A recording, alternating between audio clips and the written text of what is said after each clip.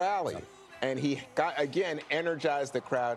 I think we're going to see a lot of that tonight in Elkhart. Likely to run about an hour, and who knows where we run with the topics. Here we go, live in Elkhart, the 45th President of the United States.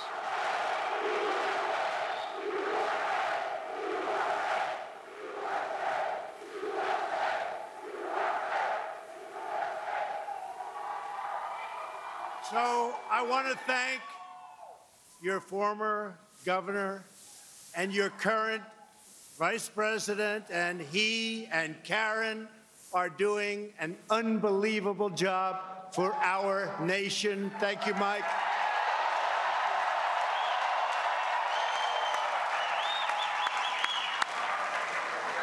You're making Indiana proud, and we are all making America proud. We are rocking. We are rocking.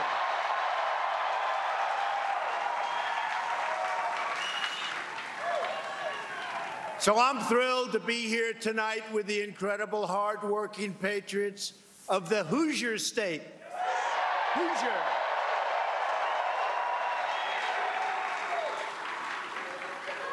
And I don't know if you see what's going on outside, but you have a lot of people outside that want to get in, but they're not getting in because this place is packed. This place is packed.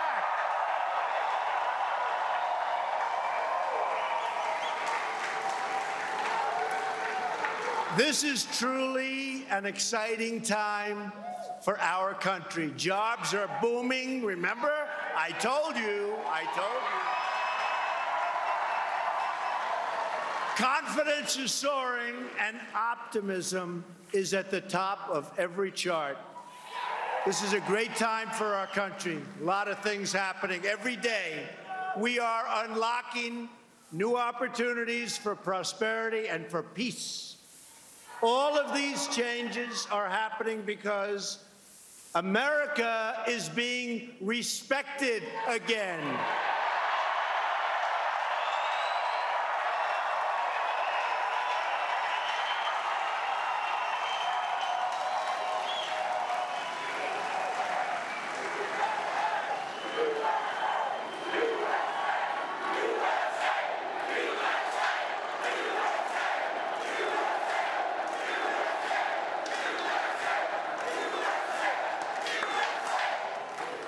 At 2 a.m., early this morning,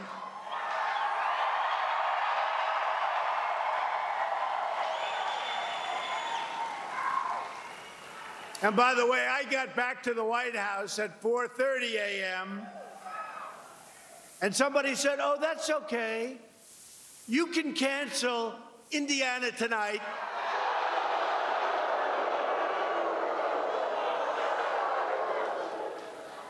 And I said, you just don't know the people of Indiana. I don't have the courage to cancel.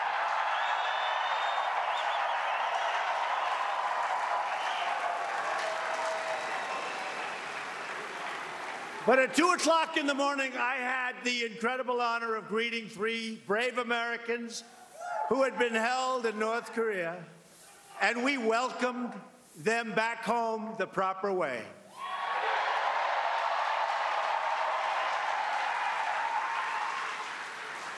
And on June 12th, in Singapore, I'll be meeting with Kim Jong-un to pursue a future of peace and security for the world, for the whole world.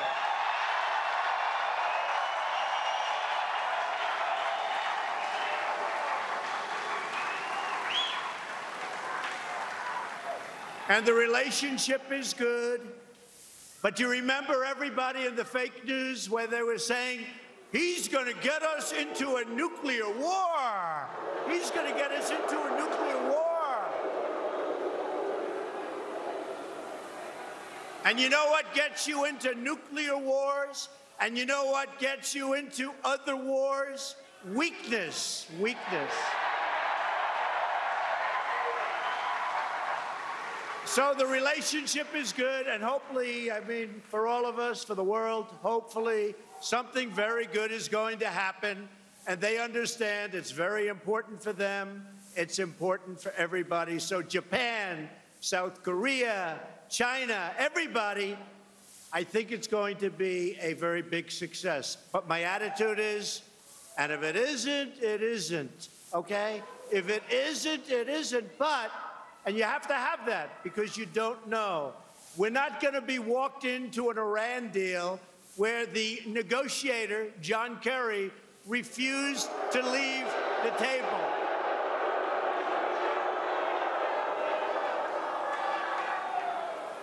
What a deal. What a deal.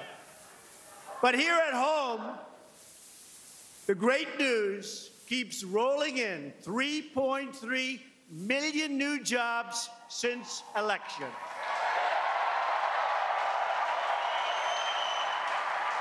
Now,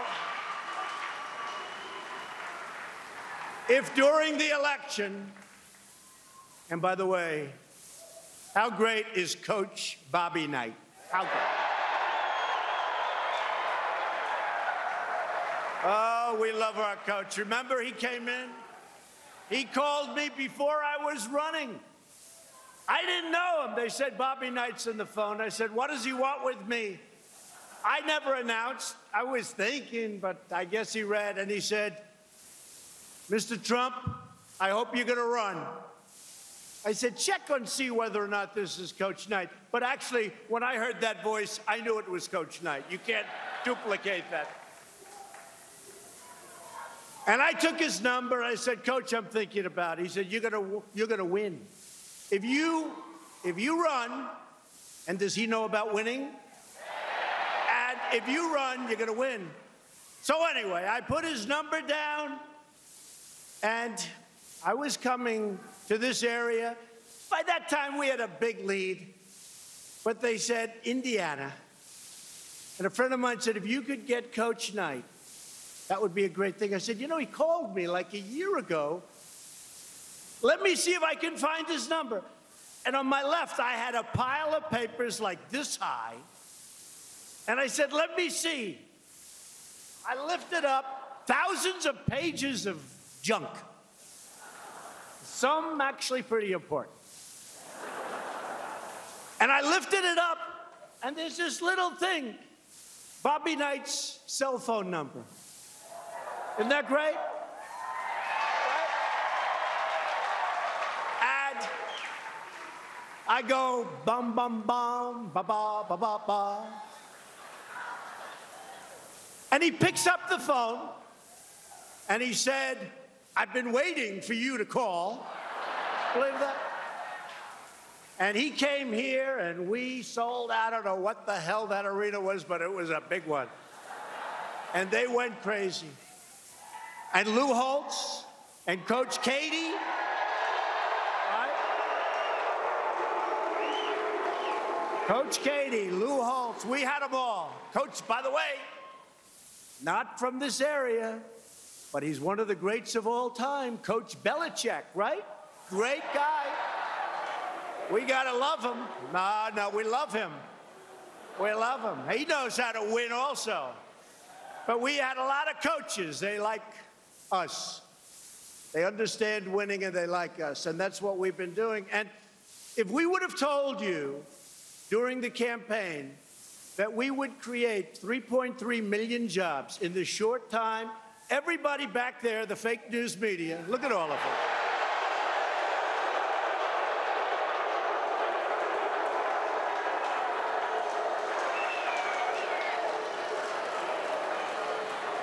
They're fake news. Everybody back there would have said, can you imagine? He's saying we're going to create 3.3 million. Can you believe it? We would have been, but you know what? We understand. We understand. And today, in the history of our country, just came out, right? We have the most jobs available in the history of our country. Just came out. I like that.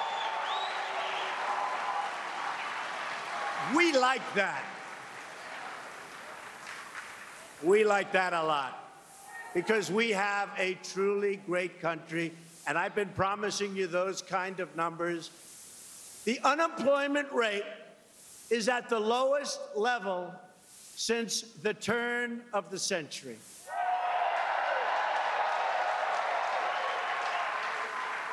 African American unemployment has reached the lowest level in the history of our country.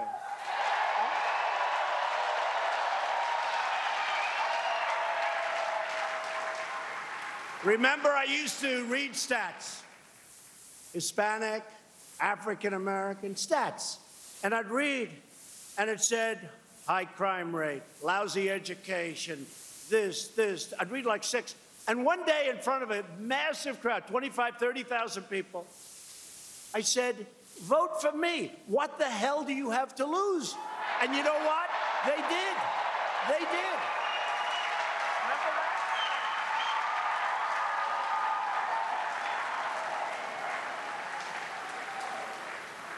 And my people all said, oh, that was not nice. I said, it's true. Because the Democrats, who are just obstructionists, that's all they can do. The Democrats have had a lock on the Hispanic vote, and they've had a lock on the African American vote. No longer, no longer.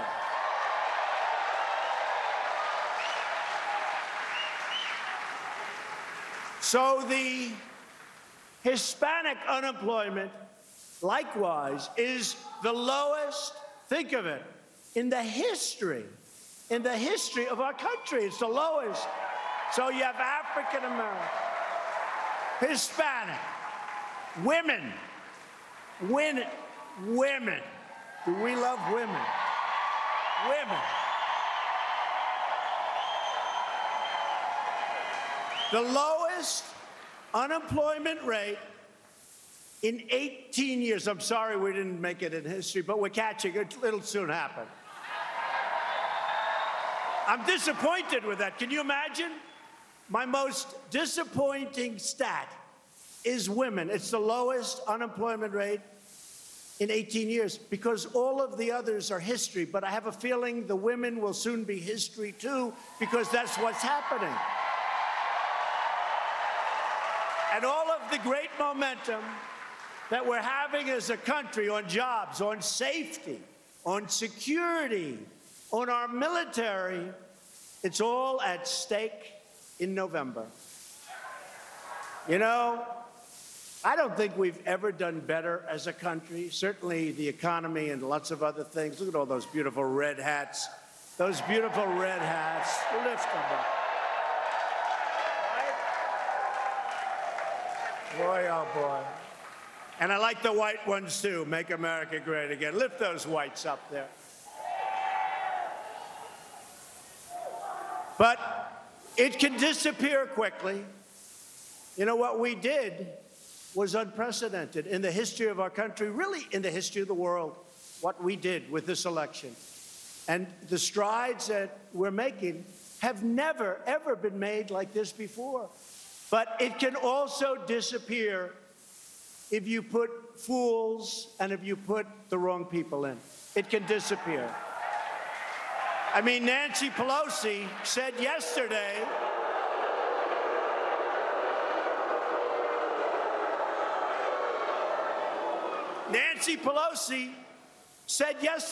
she wants to end the tax cuts and raise your taxes. I said, tell me, is that like good politics?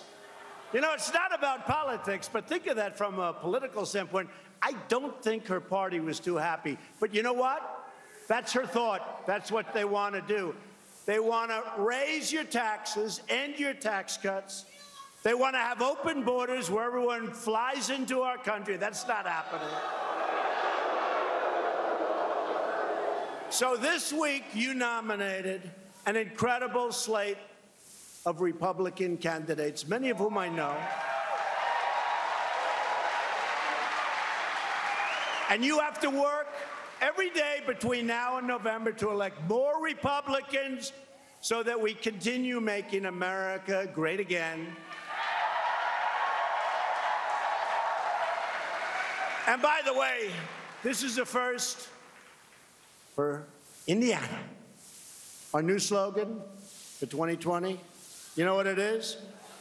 Keep America great.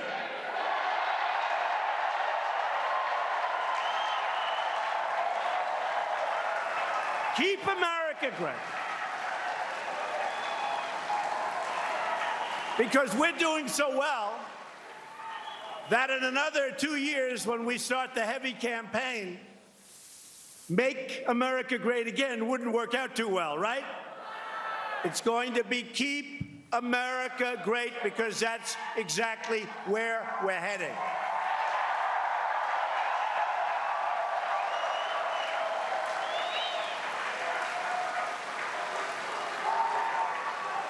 But don't tell anybody. I don't want anybody to know. We want to save that for a surprise.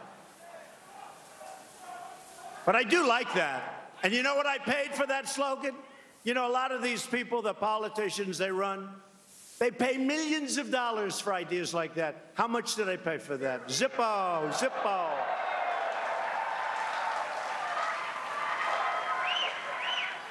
And I have great respect for the process. But in all fairness, Obama, President Obama,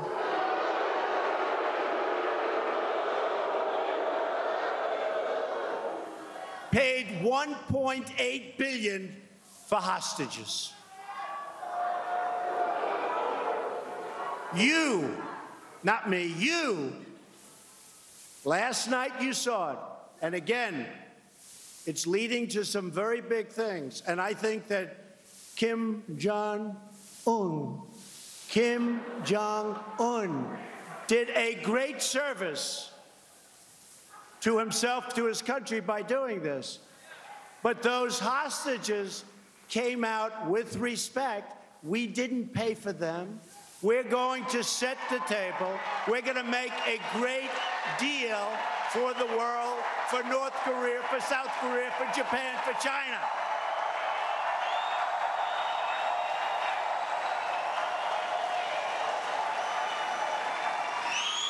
So what he did was the right thing. But they came out for nothing. And the others came out for $1.8 billion in cash. Can you believe that?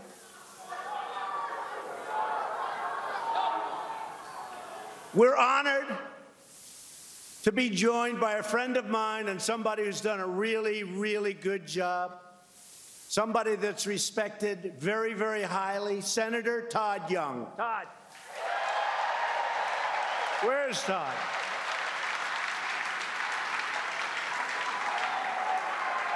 Where is he? See? That's a great politician. He doesn't even want a good location. He is of the people. Thank you, Todd. We also welcome the largest vote winner in Indiana history, except for Trump. Attorney General Curtis Hill. Where's Curtis?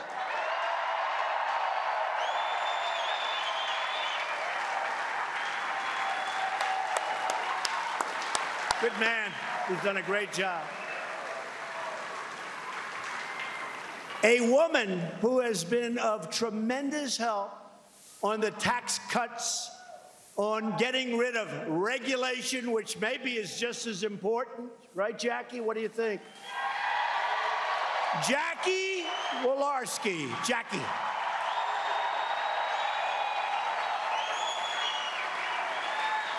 Done a great job. And some congressmen who have been incredible. Larry Bouchon. Where's Larry? Larry, great job. Congressman Jim Banks.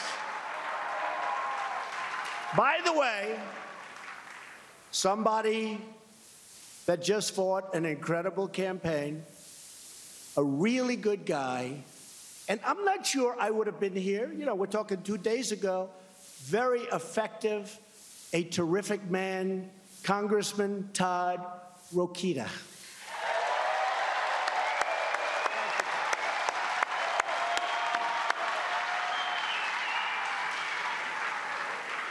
Thank you, Todd. Great job, too. He fought tough. They all fought tough. That was a tough race. But we have somebody here who won that race, but we'll talk about him in a second. Let me also congratulate two of our new Republican nominees for Congress. First, a proud Army veteran who earned 2 Purple Hearts, Jim Baird. Jim's going to really do well. Jim. Great, Jim. And second, a man that I know Mike has been rooting for a long time. I'll tell you, Mike loves his brother, who won by a very big margin. I don't know, was that a bigger margin than Mike Pence won by? I don't know, Mike. That was a big margin. Greg Pence. Greg.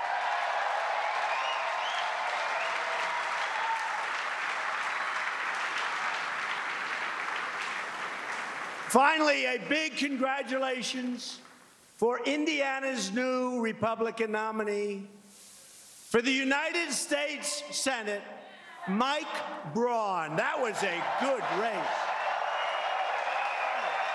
Get up here, Mike.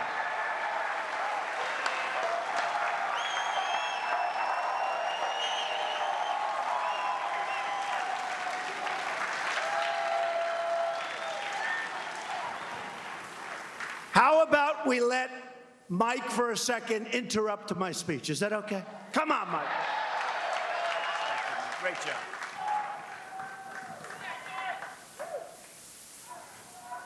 One of the neatest experiences of my life was spending 30 minutes riding with the president. And you wouldn't believe the advice you get, and it's great advice, and I'm going to incorporate it. Yeah.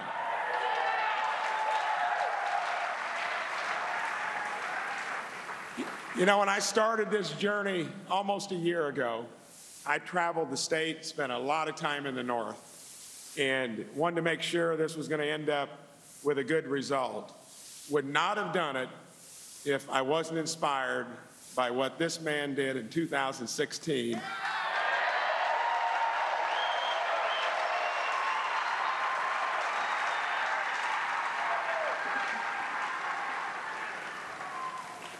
He cleared the field systematically, and really that was the inspiration for doing it. And I can guarantee you, when I get there, I'm doing it for the right reasons. I'm a businessman and an outsider, just like our president.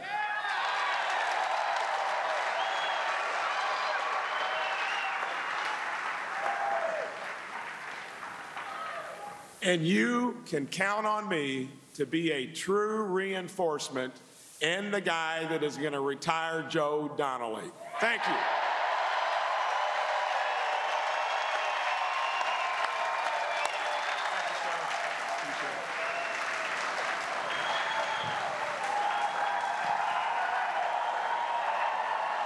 Thank you, Mike. And we need Mike Braun in the Senate, and that's going to happen. That's going to happen. He's an incredible guy and ran a really incredible race. Now, if Joe Donnelly, Sleeping Joe, and the Democrats get back into power, remember what I said. They will raise your taxes. Who wants to raise your taxes? They will destroy your jobs, and they are going to knock the hell out of your borders, and that's already. We have the worst immigration laws in the history of mankind. We're slowly getting them changed. We want to make it quick. So give me some reinforcements, please, okay?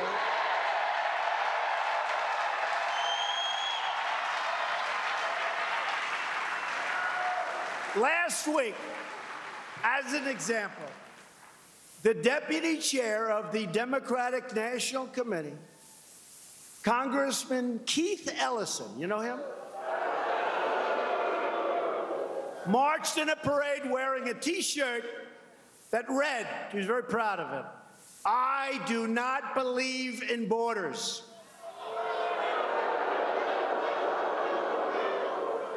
But I have a lot of respect for Keith Ellison. You know why? Does everyone know why? So when I announced on June 16th, he was being interviewed by George Stephanopoulos on ABC. And in the interview, this was a couple of days after I announced, and Keith Ellison said, "You know he's going to win, don't you?" True. Right, Mike? It's true. He said, "You know he's going to win." And George and somebody else there, I won't mention the name. Go ahead.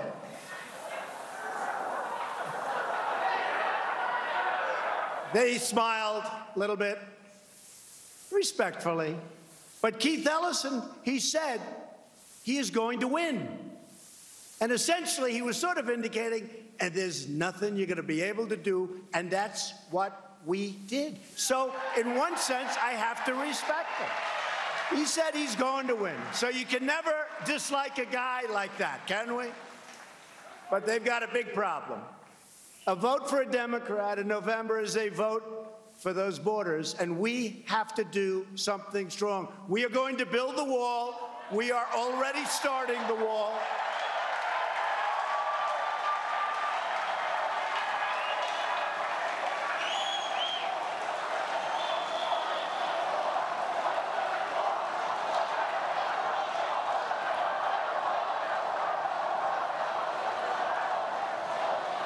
We're going to build the wall. You know, we've already started. We got $1.6 billion. We're fixing a lot of it. We're in San Diego. So here's a case study. San Diego wants the wall. And I said to my people, here's the bad news. If we give them the wall, we don't have an advocate. If we don't give them the wall, they're going to be putting a lot of pressure on Governor Moonbeam in California. Right? But you know what I did? Something I would normally not do, which means in life I'm getting nicer as I get older. I said, let's build the wall for San Diego, so we're building them the wall. I shouldn't have done it. Actually, I sort of changed my mind after we started. I called my people, I said, how much would it cost to stop building the wall in San Diego so they go out and advocate for us because they're desperate for their wall, because they don't like people running over their front yards and all of the problems, right? Including, by the way, massive amounts of crime. I said, how much would it cost to stop? I'm in the construction business, is what I do best. They got back to me, they said, sir, it'll cost approximately $7 million to stop.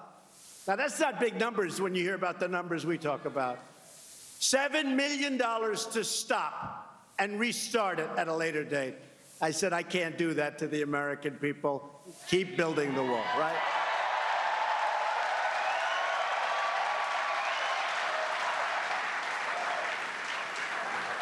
So we're building the wall, but we're getting it all done.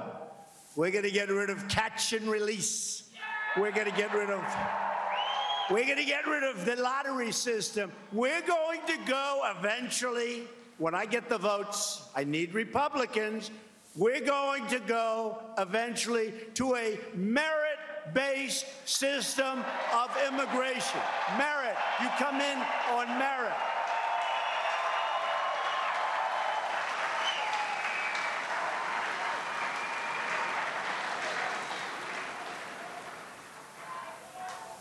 Your senator, Joe Donnelly, voted against enhanced vetting. Think of that. What in the world would anybody be doing voting against enhanced vetting? Why? And he opposed a measure to block illegal immigrants from getting welfare. And now you have places where they want to give college tuition to illegal immigrants, and your own kids can't get it. Your own kids can't get it. Joe Donnelly voted no on tax cuts, no on better health care, and he voted no on canceling job-killing regulations, which may be even more important than those incredible tax cuts. But he voted yes on something that we are systematically taking down. We got rid of the individual mandate. We have great plans coming out. He voted yes for failed Obamacare.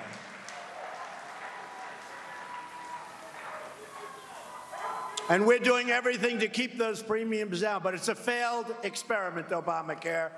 But wait till you see the plans we have coming out literally over the next 4 weeks. We have great health care plans coming out, but we got rid of the individual mandate.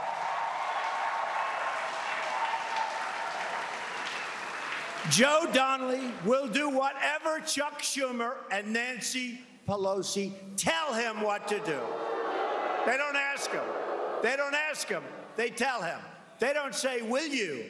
They say, Joe, this is the way you're going to vote.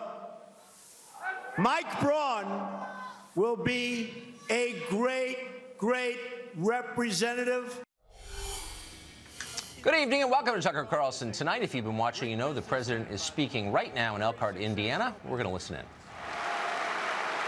Mike Braun will fight for the values that bind us all together as Americans.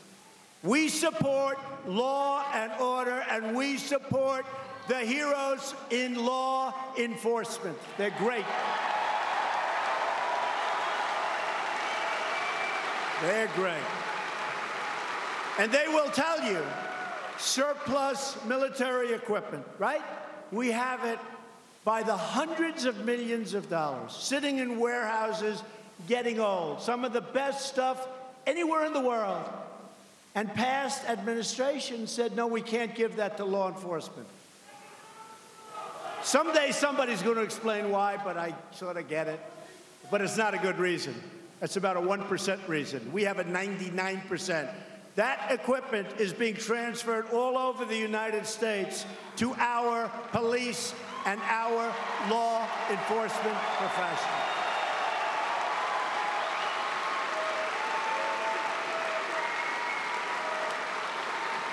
And we already have it. The other side said, but it's too good. It's too good. It's already paid for. We defend the Second Amendment. And don't kid yourself, it is under siege. We defend the right to self-defense.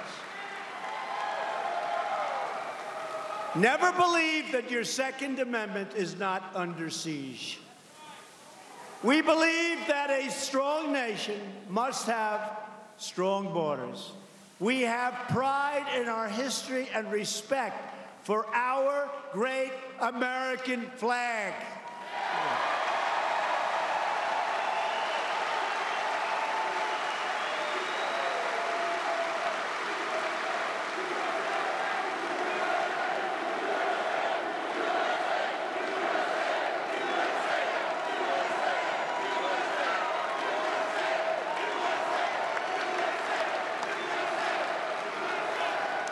And we put our large, beautiful hands on our hearts for the Pledge of Allegiance, right?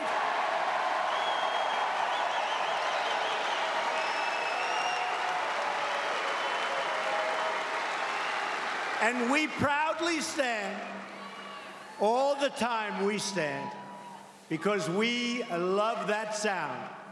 We stand for our national anthem at all times.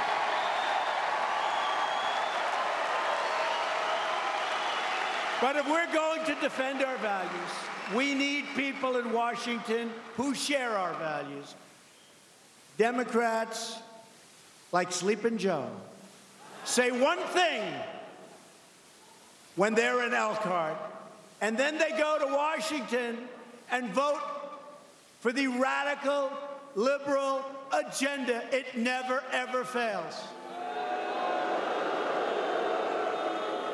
You know, there's about 12 of them. You think you have their vote, and they talk a good game, but they always raise their hand for the radical left of Nancy Pelosi.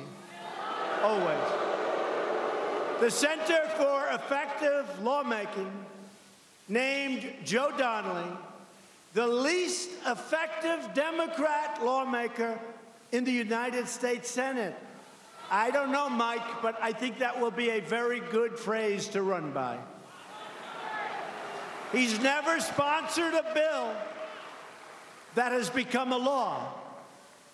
This November, Indiana will face an important choice.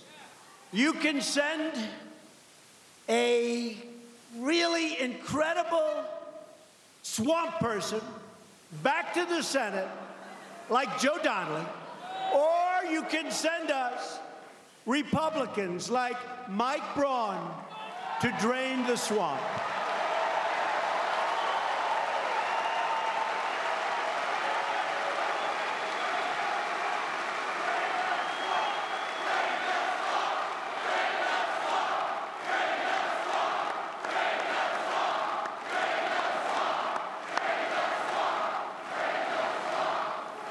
Under my administration, we're fighting against the lobbyists, the special interests, and the corrupt Washington politics. After years of rebuilding foreign countries, of which a lot of people partake in the cost of rebuilding those foreign countries, we are finally rebuilding our country.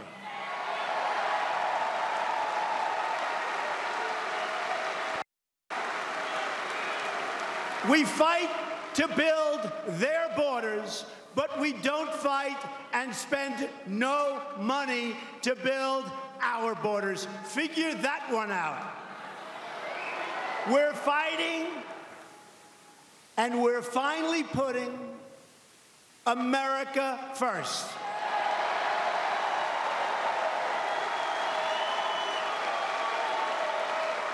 And remember, the last time I did this, and this started 2.5 years ago when I just started, people were not saying Merry Christmas anymore.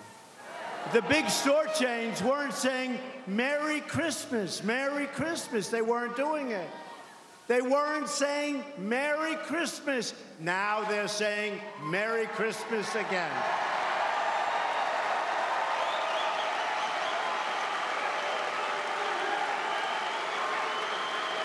To bring back our jobs, we're cracking down on unfair trade.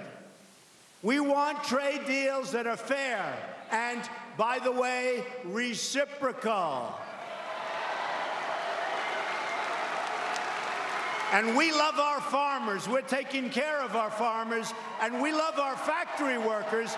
We love our workers.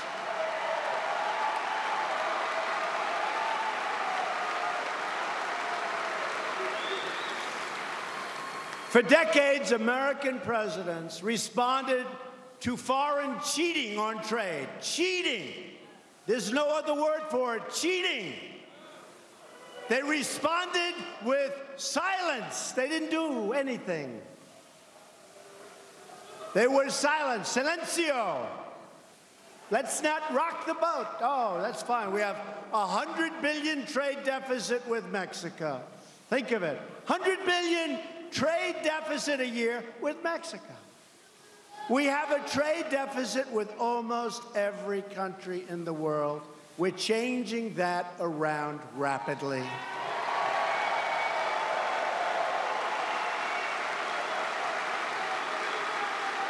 We racked up trillions of dollars in trade deficits, also known as losses, while other countries stole our factories, stole our plants, stole our wealth, and stole our jobs.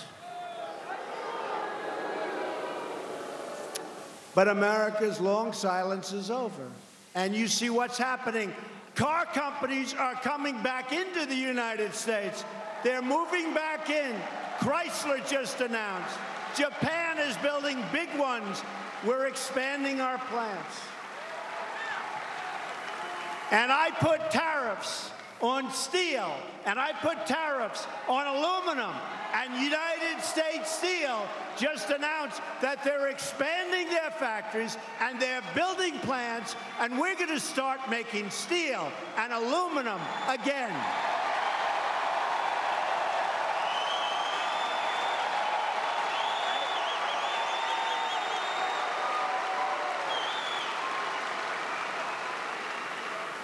America is respected again. Different ball game. Under my administration, we kept another important promise when we put a great new justice on the United States Supreme Court, Neil Gorsuch. And next week, after the promises of many administrations and presidents, and then they never did it. They campaigned, they promised, they never did it. Next week, we will finally open the American Embassy in Jerusalem.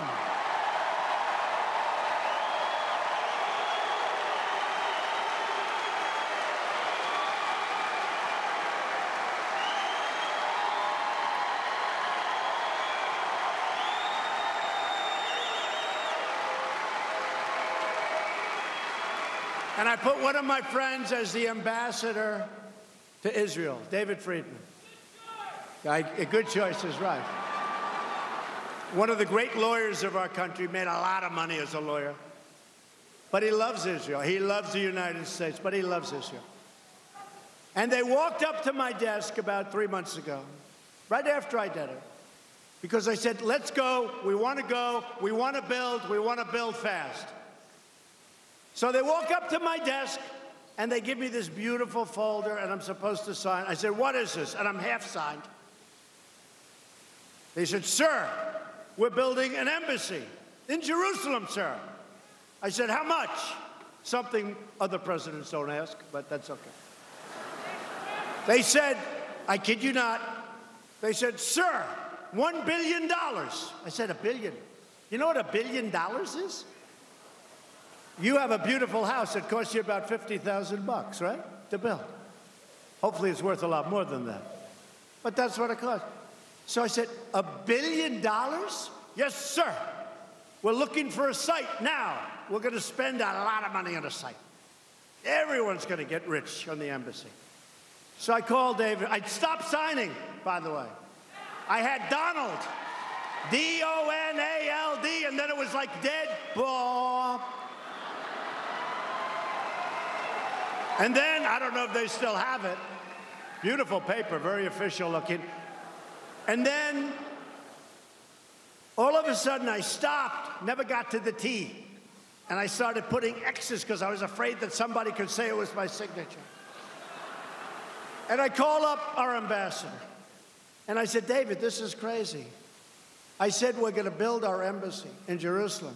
But they want $1 billion. They're going to look for sites. Don't we have a site? He said, yeah, we have the best site.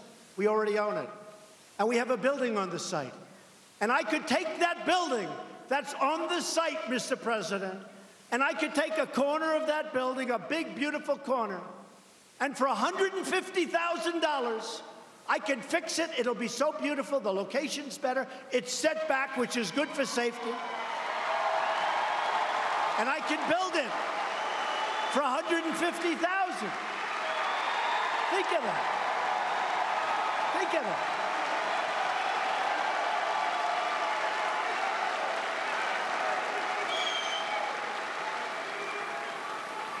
I said, David, so you're going to renovate the corner of a building it's going to be beautiful.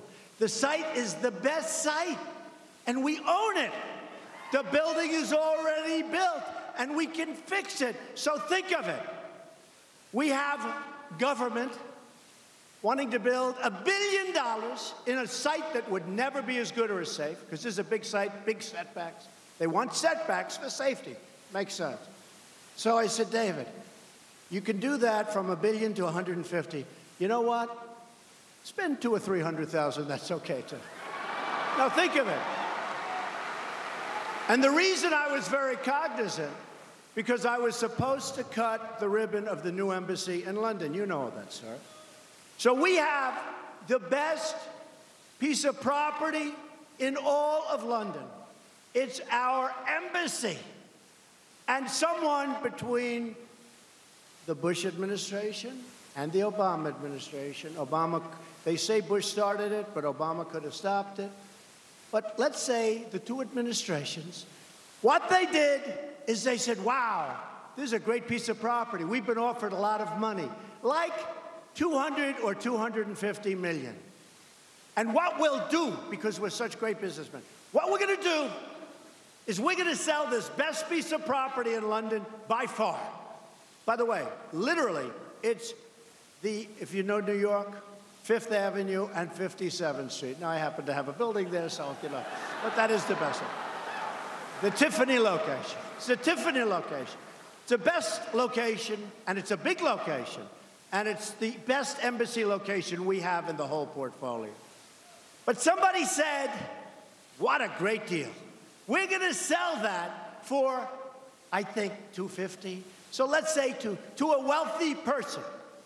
And they're going to rip it down. They're going to build a hotel or do something.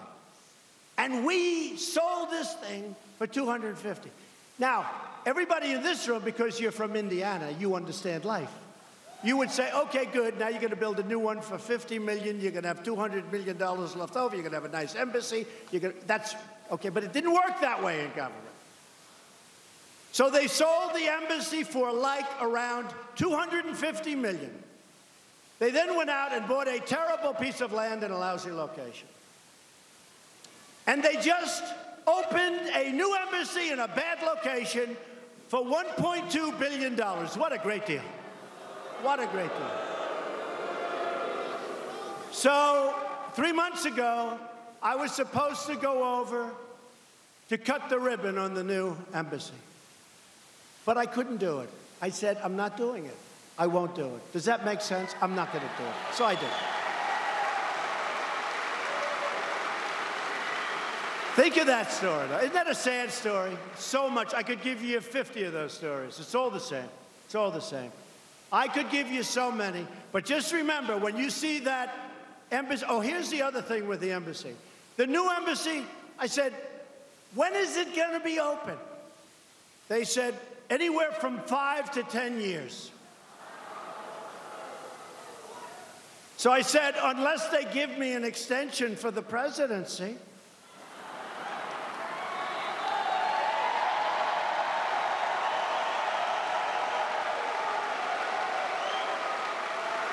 Which I don't think the fake news media would be too happy about. Wait. Actually, they would be happy. Because when I'm not here, their ratings are going to sink. So they'll probably be very happy. So they said from 5 to 10 years. Now, you know when they say from 5 to 10 years, that means probably 15 or 20 years, right? So we open the embassy next week. 3 months. 3 months. 3 months.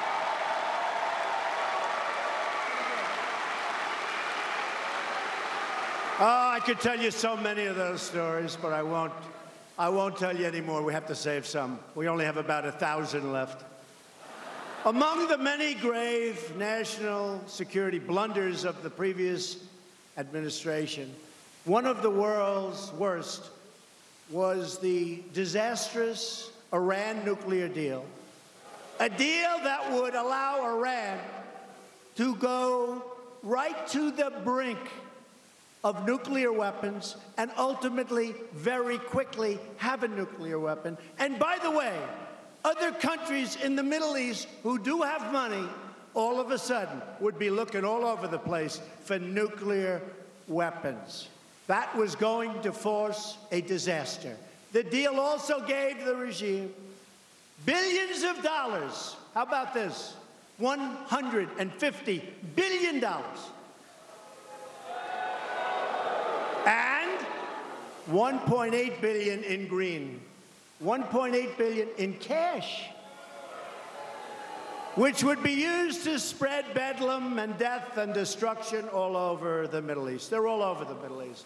And with all of that being said, who knows? Because we're putting the harshest, strongest, most stringent sanctions on Iran.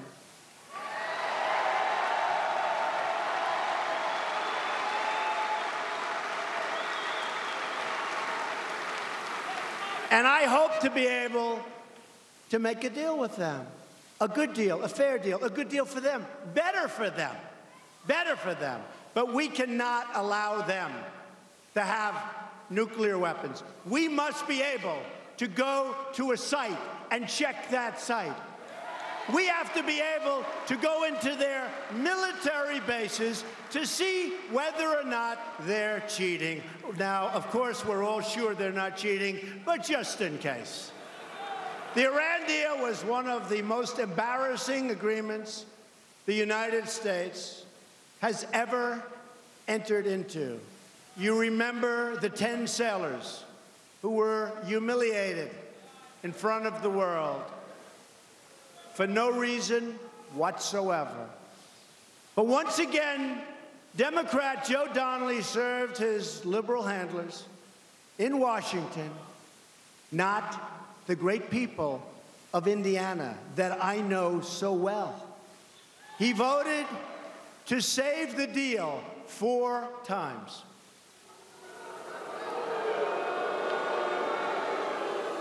But we saved the deal no longer. As we discussed another critical element of our national security, to me, probably one of the reasons we're all here in this great victory celebration is border security. We have many things to do, but we have already begun the construction of the wall, and so many other things are following.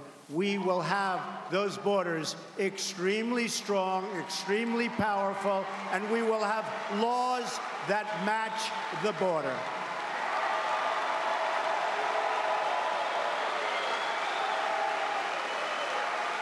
So if you think about it, the Democrats, they're weak on borders, weak on our military. We have, and the last deal, I had to do it.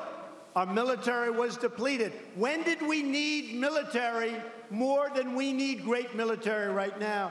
We got $700 billion to rebuild our military. It will be stronger than ever before.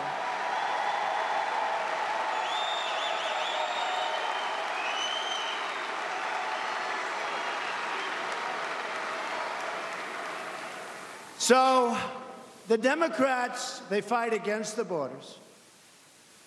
They fight to raise your taxes. They want to raise your taxes. They fight for all of the things that we don't stand for. And we're going to have a great victory in 18. You watch. We're going to have a great victory.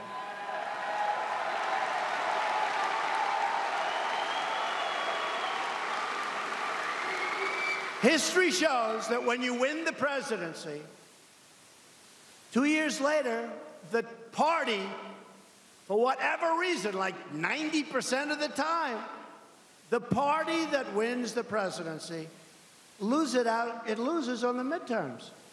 And the reason is, I guess they get a little bit complacent. We're not getting complacent, folks. We can't.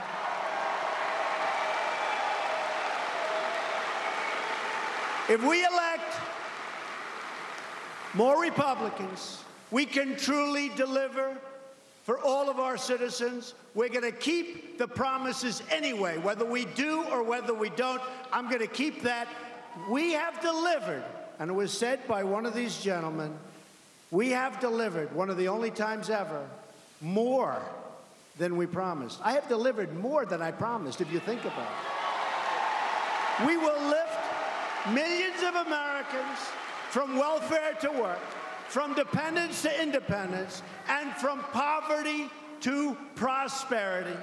We will put new steel into the spine of our country. And by the way, it will now be American-made steel. and we will breathe new hope into our communities. We will do it all with American hands, American grit, and American pride. Loyal citizens like you helped to build this country, and together we are taking back our great and beautiful country, returning power to everyday American people. These are the greatest of all people.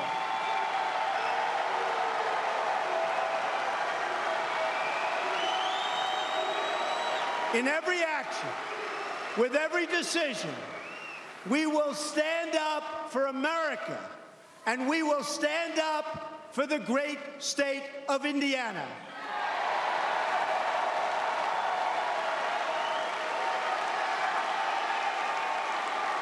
This is the state where generations of American patriots and pioneers plowed the fields, carved the wilderness, and worked the factories of the great American Midwest. No place like it. It's the state that gave us Notre Dame football, Hoosier basketball, and the legendary Indy 500. With your help this November, Indiana will inspire our country again. No dream is beyond our reach. Our ancestors braved the oceans.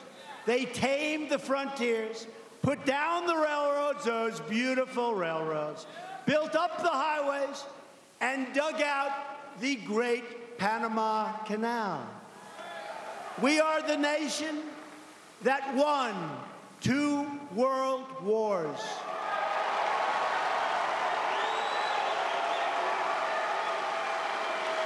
And we are the nation that defeated communism and fascism and landed a man on the face of the moon.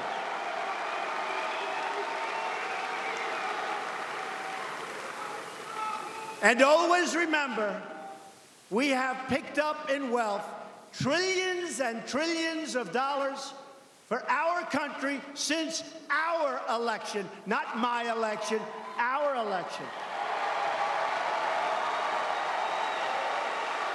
And our economy, people forget, our economy is almost twice the size of any other economy of any other nation in the world. Remember that. People forget. People forget. People forget. We're not going to let them forget. As long as we are proud of who we are and what we are fighting for, we will never, ever fail. With your help, your voice, and with your vote, we will win. We will achieve victory for our country, victory for our children, and victory for this magnificent land that we all love, because we are Americans and our hearts bleed red, white, and blue.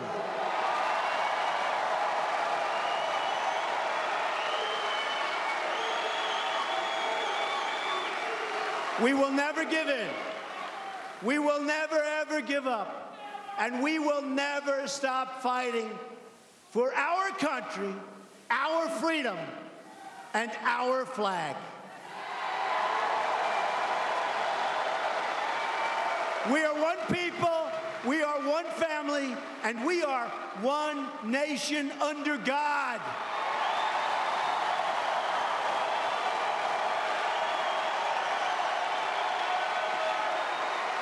And together we will make America wealthy again.